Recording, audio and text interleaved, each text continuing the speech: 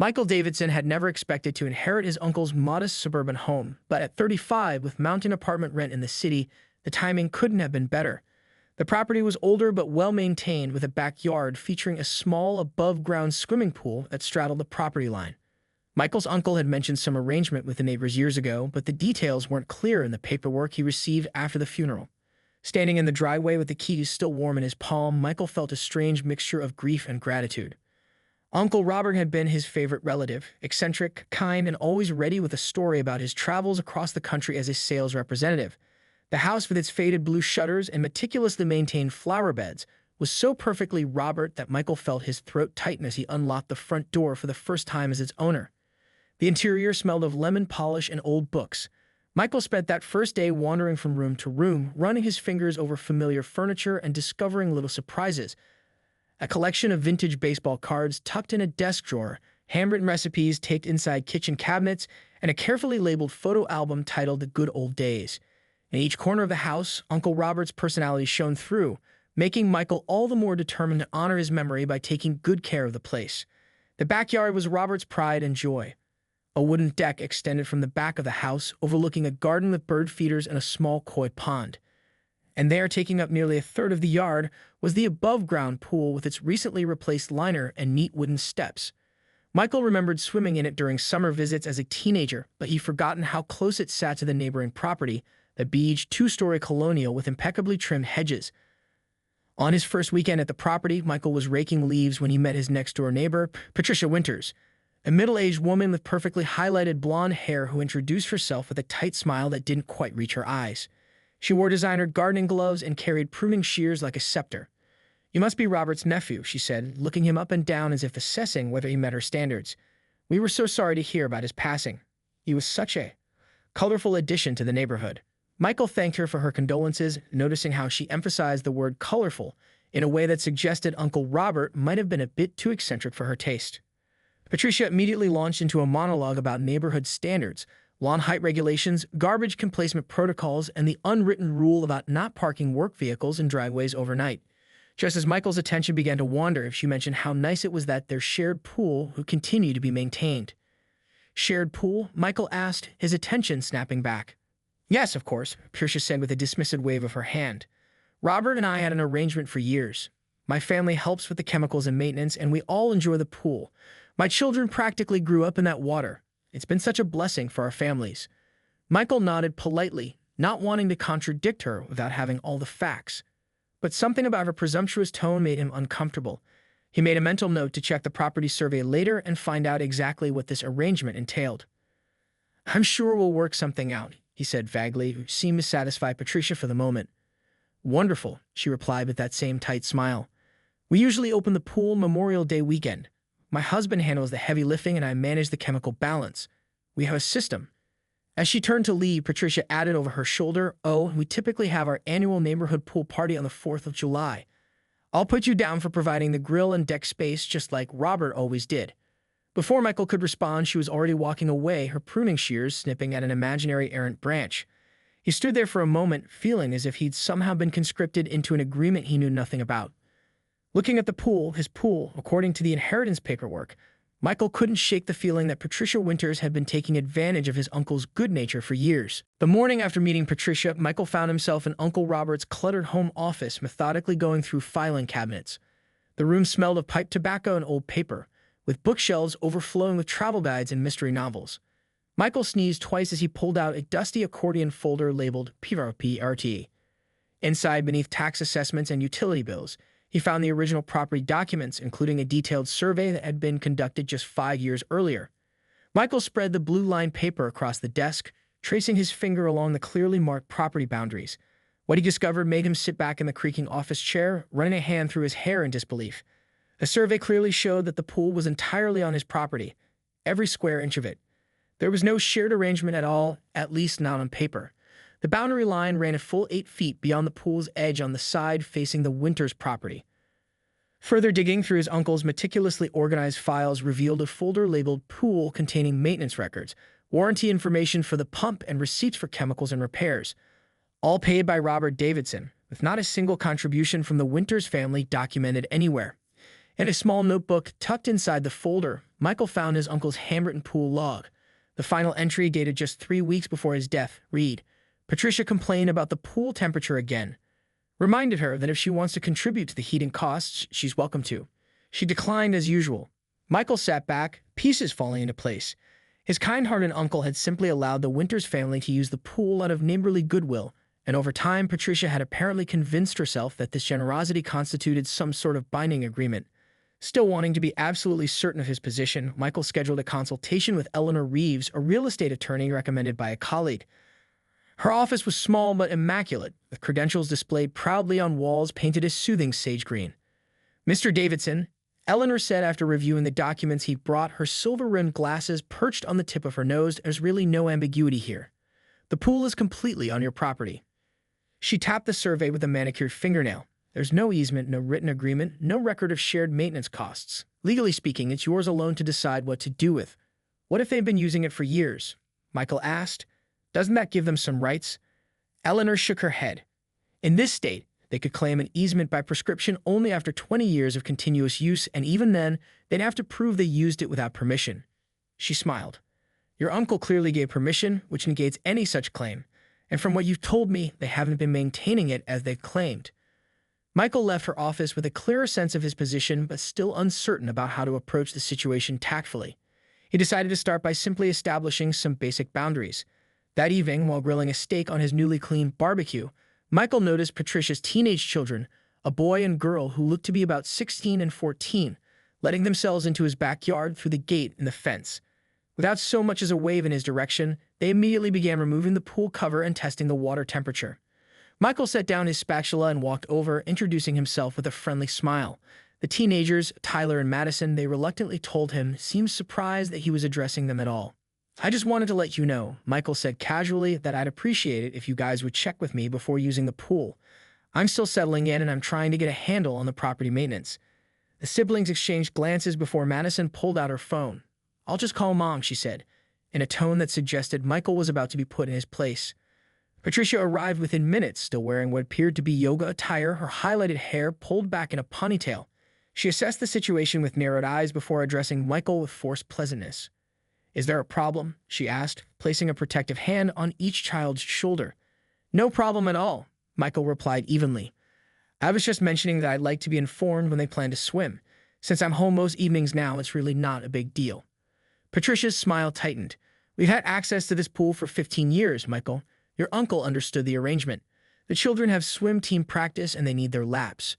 She said this as if it settled the matter completely. "I understand," Michael said, trying to maintain a neighborly tone. As spring melted into summer, Michael grew increasingly frustrated with the situation.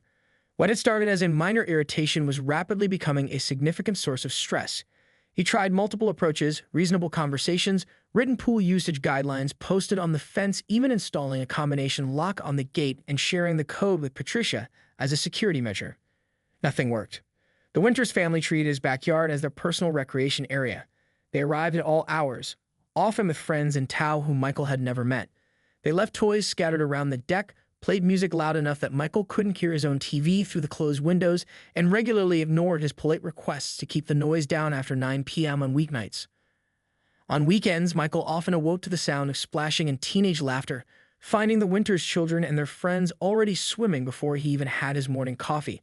Several times he'd come home from running errands to find Patricia hosting what she called just a little get-together with her book club or yoga friends, women who eyed Michael warily as if he were intruding on their space when he needed to access his own garden shed. "We're almost finished," Patricia would say dismissively. "You don't mind, do you? It's such a lovely space for our monthly meetings." One Thursday evening in late June, Michael returned from work to find 3 empty wine bottles in his recycling bin that he hadn't put there in a pool float shaped like a flamingo that no one bothered to deflate or remove from the water. When he texted Patricia about it, she replied, "Sorry. Madison's having a rough week with finals. The float cheers her up. We'll get it this weekend." Michael's attempts to establish boundaries were met with dismissive comments about how things had always been done, or pointed remarks about how her children would be so disappointed in him. When he suggested that the Winters family might contribute to the pool maintenance costs if they planned to continue using it so frequently, Patricia laughed as if he made an excellent joke. "Oh, Michael," she said, patting his arm condescendingly, "that's not how our arrangement works. Your uncle understood that our families each contribute in different ways. My husband trimmed the maple tree that hangs over your driveway 2 years ago, remember? Michael didn't remember, having not lived there 2 years ago, but he nodded tightly and walked away before saying something he might regret. As June turned to July, the situation deteriorated further. Michael had planned a small 4th of July barbecue with a few friends from work, only to discover that Patricia had already invited the entire street over for what she called the annual neighborhood pool party, hosted in his backyard, with his pool as the main attraction. It's tradition, she insisted when he confronted her. Everyone's looking forward to it. You wouldn't want to disappoint the entire neighborhood, would you? Her tone made it clear that doing so would immediately establish him as a pariah among his new neighbors. Reluctantly, Michael agreed to the party, but with clear end times and guidelines. Patricia nodded agreeably to his face, then promptly ignored every boundary he set. The party sprawled well past midnight, with several guests Michael had never met before getting progressively drunker and louder as the night wore on. He spent most of the evening cleaning up discarded paper plates and plastic cups while Patricia held court on his deck, graciously accepting compliments on her beautiful pool area as if she owned it. The final straw came the following week when Michael returned from a 3-day business trip to Chicago. He'd asked Patricia to keep an eye on the house while he was gone, a neighborly request he now regretted. Walking into his backyard, he stopped short of the sight before him. The morning after delivering his letter, Michael was enjoying a rare peaceful moment on his deck with coffee and the newspaper when the distinctive sound of his front doorbell, 3 rapid rings in succession, shattered the quiet. He knew immediately who it was. No one else in his experience had ever managed to make a doorbell sound impatient. Taking a deep breath to steady himself, Michael walked through the house and opened the front door. Patricia Winters stood on his porch, the torn-open envelope clutched in one hand, her face flushed with a color that almost matched her coral blouse. Behind her, at the bottom of the porch steps, stood her husband, Doug, a tall, perpetually tired-looking man whom Michael had only met briefly. Doug offered an apologetic half-smile that vanished when Patricia shot him a glare over her shoulder. "What is the meaning of this?" Patricia demanded, waving the letter in Michael's face. Her voice carried down the street, causing an elderly neighbor walking his dog to pause and stare. "You can't be serious about removing our pool." Michael remained in the doorway, deliberately not inviting them in. "Good morning, Patricia. I see you got my letter." "This is outrageous," she continued as if he hadn't spoken. "We've used that pool for 15 summers. My children learned to swim in that pool. We've invested in its upkeep." Her voice rose with each statement, her free hand gesticulating wildly. "Actually," Michael said calmly, "I've reviewed all of my uncle's records and there's no evidence that your family contributed financially to the pool's maintenance. I've been maintaining it entirely at my own expense since I moved in." Patricia's eyes narrowed dangerously. "We have an arrangement," she hissed. "Your uncle understood that neighbors share amenities. That's what builds community." "I'm sorry, but there was never any formal arrangement," Michael replied, his voice level but firm. "The pool is entirely on my property. I've checked the survey and confirmed it with an attorney." At the mention of an attorney, Doug stepped forward, placing a restraining hand on his wife's arm. "Patricia, maybe we should." She shook him off. "You can't remove our pool," she insisted, jabbing a finger toward Michael's chest, stopping just short of actually touching him. Her wedding ring flashed in the morning sunlight. "We have rights to it. My children have grown up with that pool. Madison is counting on it for her pool party next weekend. We've already sent out invitations." Michael felt a momentary pang of guilt at the thought of disappointing a teenage girl, but reminded himself of the damage her brother's last party had caused. "I understand this is disappointing," he replied, "but as I explained in the letter, the pool has become too expensive and troublesome to maintain. The decision is final." "Final?" Patricia's voice rose to a pitch that made Michael wince. "Nothing is final until I say it's final. Do you have any idea who I am in this neighborhood? I'm the vice president of the garden club. I'd organize the annual holiday light contest. People listen to me." Behind her, Doug closed his eyes briefly, his expression suggesting this was familiar territory. "Your uncle would never have done this to us," Patricia continued, her tone shifting from outrage to accusation. "He was a gentleman who understood the value of being a good neighbor." Something about the way she invoked his uncle's memory, as if she had any right to use him as a weapon, caused Michael's careful composure to crack. "My uncle," he said quietly but with intensity, "was a kind man who allowed you to take advantage of his generosity for years. He let your family use his pool because he enjoyed seeing children have fun. But make no mistake, Patricia, he complained to me many times about how your family never respected his property or contributed to its upkeep." Patricia gasped as if she'd been slapped. "That's a lie. We had an understanding." "The only understanding," Michael continued, "was the one you convinced yourself existed. The pool is on my property. I'm paying the insurance, the maintenance, and dealing with the liability. and I've made my decision." For a moment, Patricia seemed speechless, her mouth opening and closing without sound. Then her expression hardened into something calculating. "We'll see what the Homeowners Association has to say about this." Michael couldn't help but laugh, which only seemed to infuriate Patricia further. "There is no Homeowners Association in this neighborhood. I checked before I bought the house." "Well then," Patricia sputtered, "we'll see what the city has to say." The weeks following Michael's confrontation with Patricia passed in a state of uneasy calm. He spotted the Winters family occasionally in their yard or driveway, but they pointedly ignored him, turning away whenever he looked in their direction. Michael used the opportunity to reclaim his space, spending peaceful evenings on his deck reading or listening to music without interruption for the first time since he'd moved in.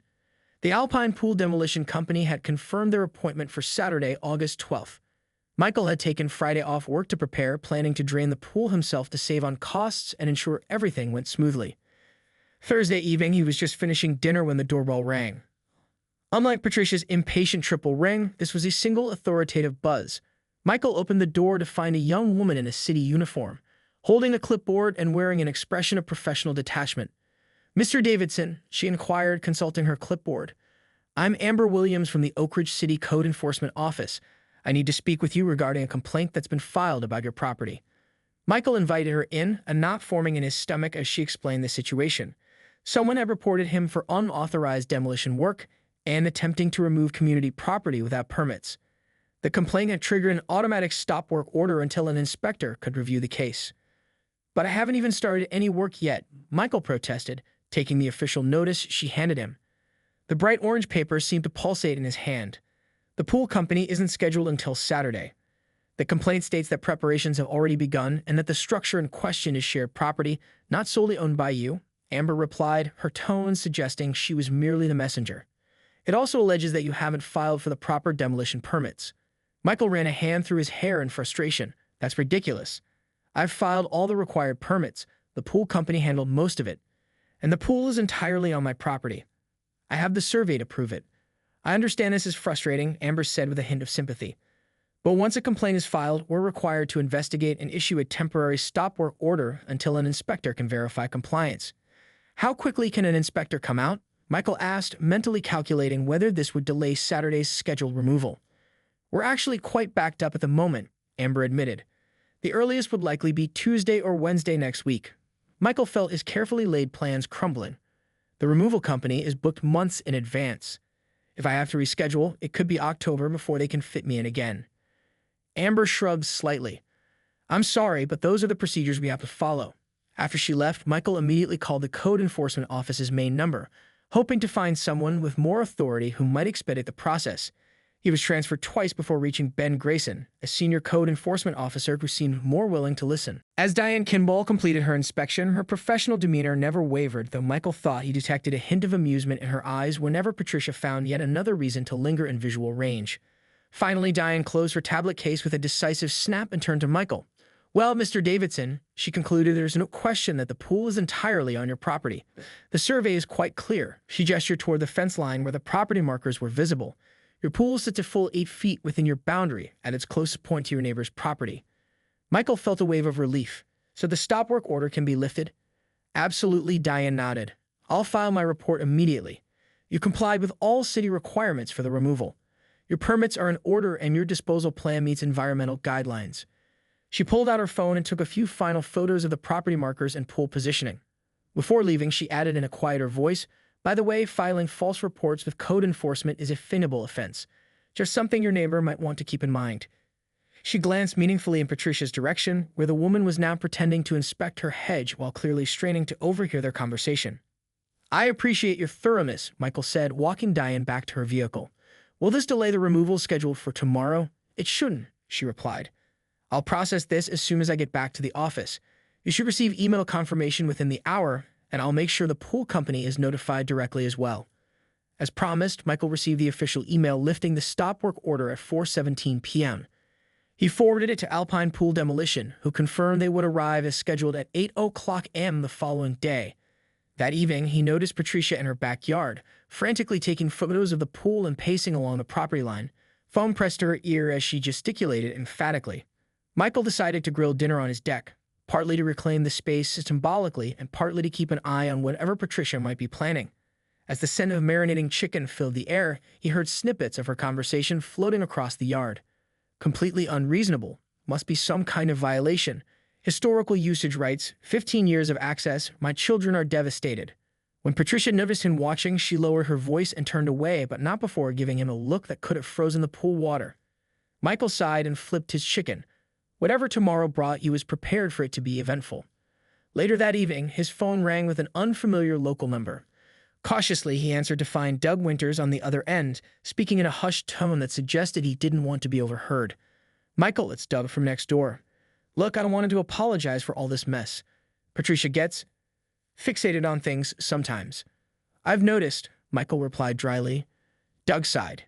"Yeah, well, I just wanted to give you a heads up. She's been calling everyone she knows trying to stop the pool removal. A cousin who's a lawyer, her friend on the city council, even a guy she went to high school with who works for the water department." Michael felt his stomach tighten. "Has she had any luck?" "I don't think so," Doug said. "But she's also called some of the neighbors to come over tomorrow morning as a kind of protest, I guess. She's telling everyone the pool is neighborhood property and you're destroying a community asset."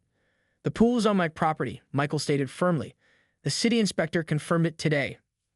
I know, Doug said quickly. "I'm not arguing that. I'm just letting you know what she's planning. Thought you should be prepared." "I appreciate the warning," Michael said, genuinely surprised by Doug's call. "Why are you telling me this?" There was a long pause. "Because this isn't right," Doug finally said. "And because I'm tired of apologizing for her behavior to every new neighbor. Just be careful tomorrow, okay? She's really worked herself up over this." After hanging up, Michael sat on his deck in the gathering darkness, contemplating his options. He briefly considered calling the police to request a presence during the removal, but decided that might escalate things unnecessarily. Instead, he called Alpine Pool Demolition again and explained the situation. The supervisor assured him they were accustomed to neighbor disputes and would send their most experienced crew. As a final precaution, Michael set up his laptop on the kitchen counter facing the backyard and activated its webcam to record continuously, documentation in case things went sideways. Then he tried to get some sleep, though it proved elusive as scenarios of confrontation played through his mind.